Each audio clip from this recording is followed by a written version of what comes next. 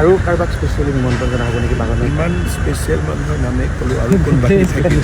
On 10th, BJP Legislature Party will meet in presence of our Central Observer CJP Nadda and Sri Nayak Singh Saini, Union Minister and Chief Minister of Haryana.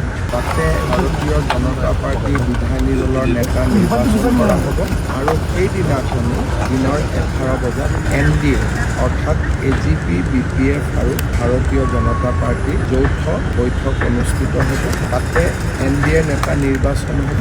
12 বজাত অসমৰ ৰাজ্যপালক সাক্ষাৎ কৰি চৰকাৰ গঠনৰ অনুমতি দিবলৈ অনুৰোধ জনোৱা হ'ব আৰু ৰাজ্যপাল মহোদয়ে অনুমোদন দিয়াৰ লগে লগে চৰকাৰ গঠনৰ প্ৰক্ৰিয়াও আৰম্ভ হ'ব আৰু 12 তাৰিখে 11 বজাত প্ৰধানমন্ত্ৰী নৰেন্দ্ৰ মোদী ডাঙৰীয়াৰ উপস্থিতিত শপত গ্ৰহণ অনুষ্ঠান অনুষ্ঠিত।